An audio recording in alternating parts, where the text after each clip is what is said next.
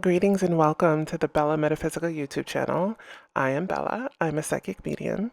And if you're interested in how to get a private reading, just check out the About section. Thanks for stopping by. Thank you for watching.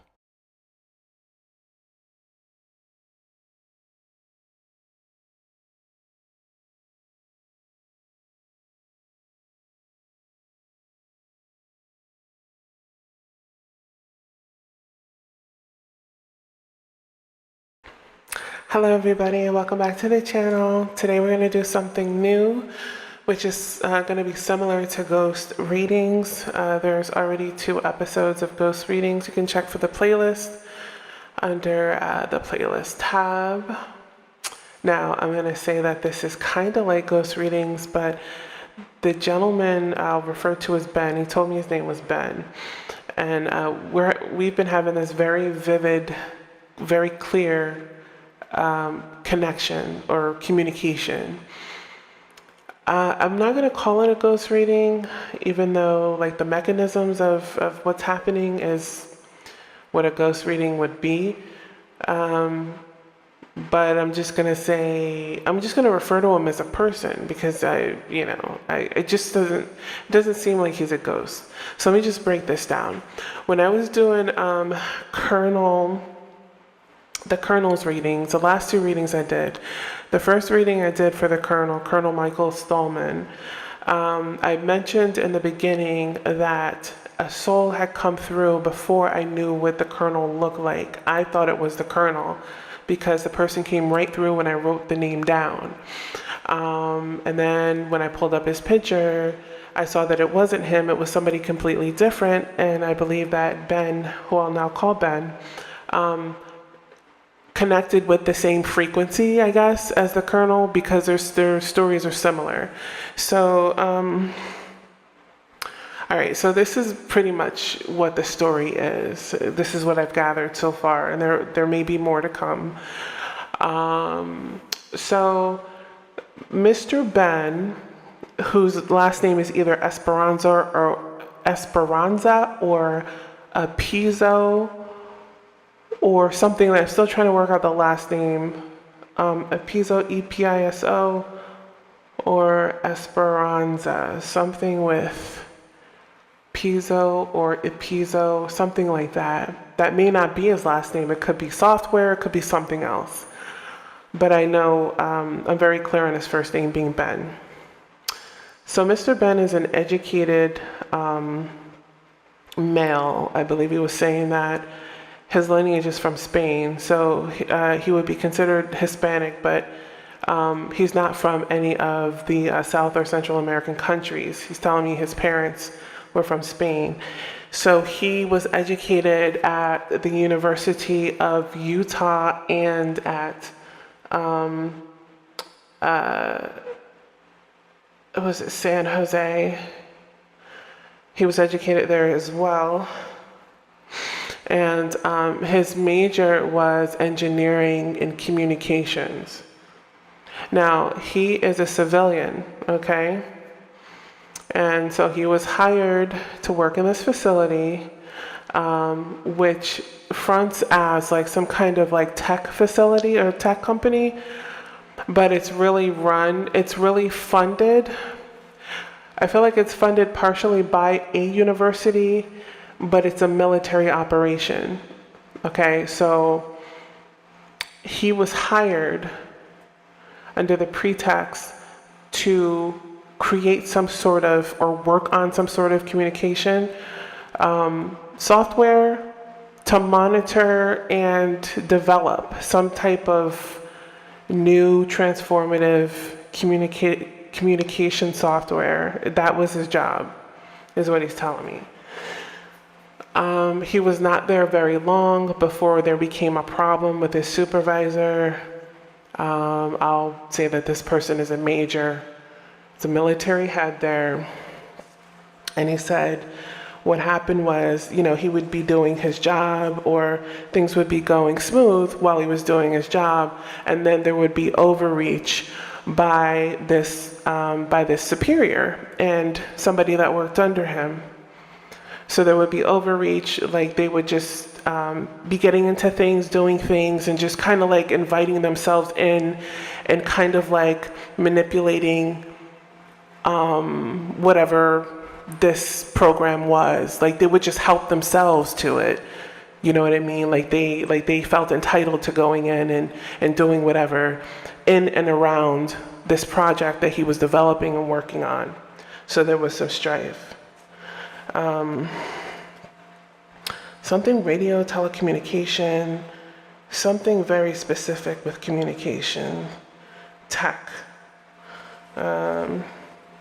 So he's in his mid-40s to early 50s. I'm just gonna go over my notes right now, because I've been trying to collect as much information over the last few days, and I haven't been in touch with him for like a few days, but I've been trying to make sure that I've been getting everything. All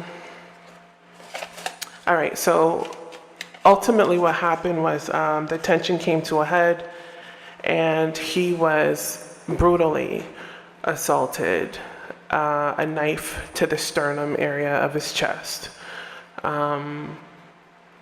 Things had just escalated so quickly and it was so brutal and rude and they were so matter of fact and cold and disrespectful as to how they related to him. This was the end of the day. It was in the basement, which is where he worked, some sort of the lowest level of the facility. There was a cafeteria somewhere adjacent to the space that he worked in. And it was like after hours, after everyone had left and the cafeteria was, because I remember seeing like, I can see the, all the equipment, standard equipment in a cafeteria. I can see that the lights were dimmed and that it was closed. If you looked at this space, you would say, okay, it's a cafeteria that's closed for the day. And it was after hours, as I said. And I see them coming in and confronting him there. It's like maybe they told him to meet them there, or that's where they wanted him to meet them. I see them coming in. And this young hothead, this seems to be a theme in the military, like these majors and these upper echelons, they use these young hotheads to do their dirty work and to do their bidding. And this person, without even saying very much, just walked up to him and started repeatedly, brutally stabbing him in his chest. So he's telling me that that's what happened. And this was literally like anywhere from 6 to 8 weeks after he started. He said he's been trapped and not able to leave this space that he's in, which is this basement area. And this is when we're communicating, this is where I see him. He said his car was a little white, like hatchback car that they dumped in some deserted area. And I don't want to say desert because I don't think there's any desert like, spaces in this area. This is, that's the other thing. This is Oakley, California. And so when I looked it up after he told me, I looked up that there was an Oakley, California there, but I did not look and see if there were any military facilities there until just now before starting this video. I don't think I bothered then because I knew that this place, wherever they were working out of, was not listed as a military facility. It was being used. These sub-levels, certain areas of this facility were being used to facilitate this military project. But this space was not considered a military facility. It's some sort of like tech company's building or something like that. Going back to my notes here. He says that they have a history of silencing others there, and there's nobody to tell. So he may have been like the third person that this happened to. And what he was telling me was that When they hired him, they told him that he was going to be working on a specific project for a specific reason, and it would do a specific thing. But what he's now telling me is that in the end, what it was they were using him as a front. They already knew what they were doing or what they needed to do. They just needed a front person on top of it to make it look like it was legit, or it was like he was going to be the front. Whatever he was doing, he thought he was doing. He thought he was working on this project for this particular project, for this, whatever this program was. But they were just using him as a front for something else that was happening there, so that, as far as communication, so that if there was ever any questions that needed to be asked, they already had somebody on staff that they could say, oh, well, this is our communications engineer person, and this person is working on a specific classified project, and so, these are the channels that you have to go through to ask any questions. So that's why he was in place. He was just basically like a patsy for whatever else they were doing undercover. And that's what he explained to me then about that.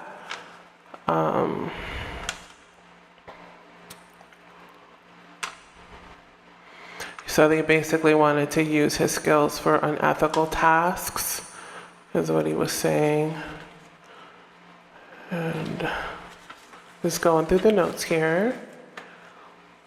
He said he was happy and exhilarated about the job when he got it. When things went bad, it broke his heart. It devastated him. That he's trying to find a way out.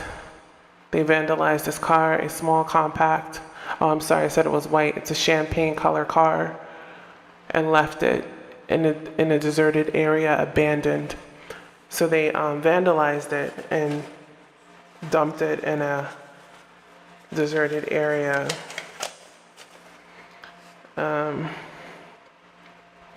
I already mentioned San Jose University of California has no family in the U.S. Hispanic and Italian is the background.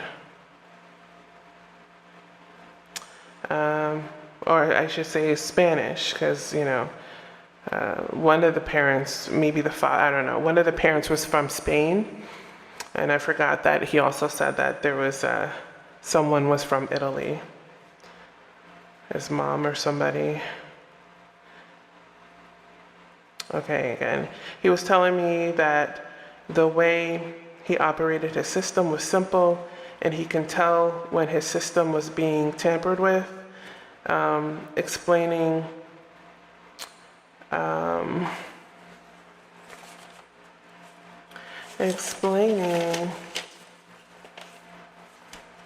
that what was being done and how they were manipulating it to create a stream of communication for something else. His being there was a front for other unethical activities taking place there, using the comms system that Ben created.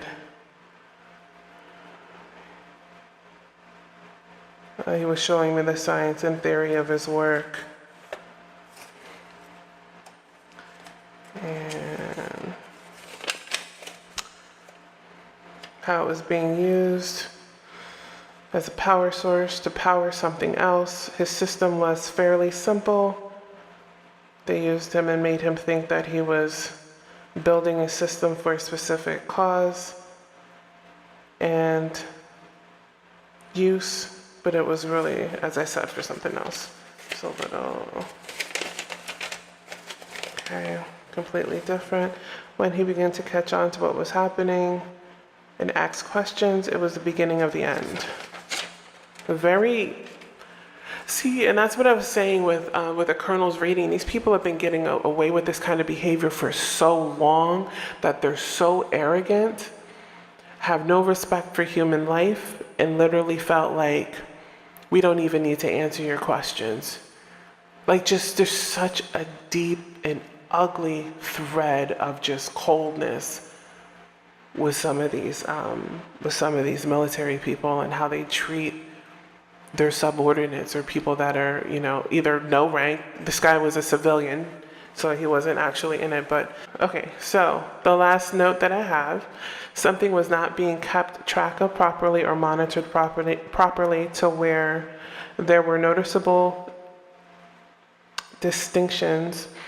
Accidentally stumbled upon or onto this, or his work ethic allowed him to be receptive to this issue. Interruptions in cyclical calculations or something like that. Something was off. And that's how he was able to determine, because he said his system was fairly simple. It was, but something was slightly off. That's how he got it. But anyway, so you guys get it. I don't want to be overly redundant with some of the details, but so this is Mr. Ben's story, and I'm really hoping to maintain a line of communication with him, because he is, he says he's stuck there. He doesn't know how to get out, and from what remote viewing, it's hard to deal with these types of situations when the person is subterraneous, because those subterraneous elements are pretty tricky. I mean, the magnetism in the earth, the magnetism in the rocks fortifies electromagnetic transference and stability.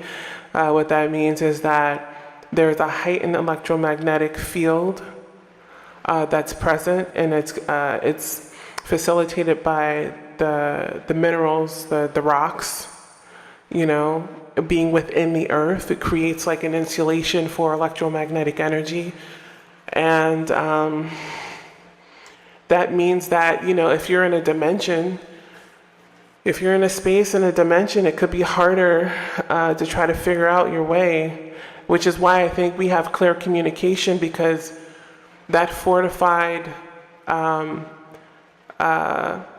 energy is allowing, I believe, for clear communication with this person, with Mr. Ben. I think that's why we're communicating so clearly, is because he is in a subterraneous space. I'm going to try to, of course, work on this, work with him, see what we can do. And, but, he seems very composed. He's more worried about getting out.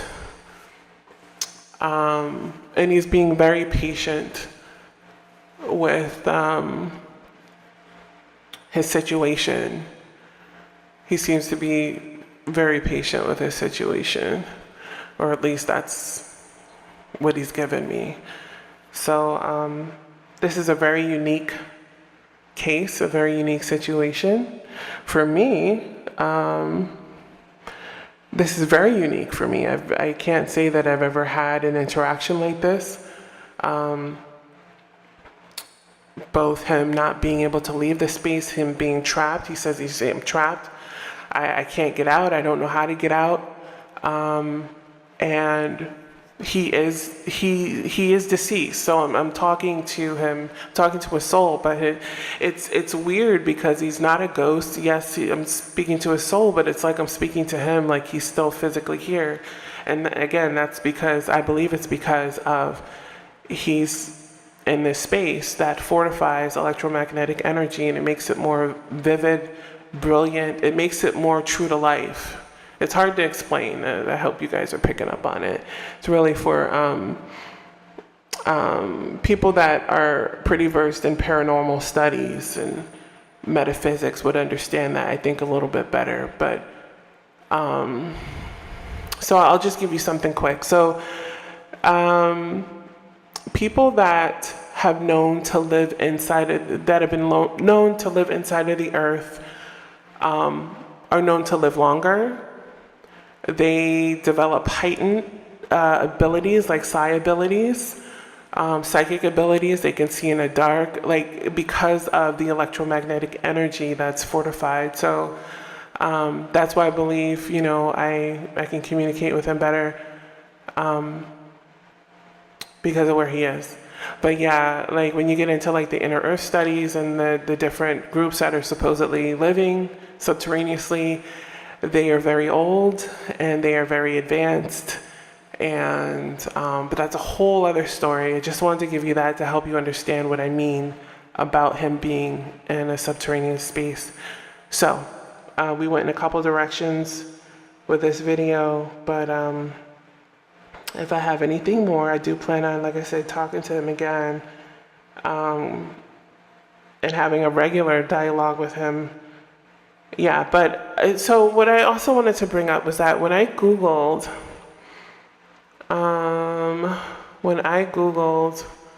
military bases in Oakley, California, there were quite a few spaces in the area in the vicinity, and I was both shocked yet appreciative because it confirms the nature of this reading, what he was saying. There's even a naval base, which is exciting to me because there's Skaggs Island Naval Communication Station, really? And our guy was a communications engineer or some sort of radio telecommunications engineer. So I'll stop the video here. I wish I could give you more pictures in the video to help, walk you along. But yeah, maybe I'll be able to do something better in the next vid. So we'll talk to you in the next video. Please like and subscribe and share the video if you find it interesting. Peace, guys, and take care.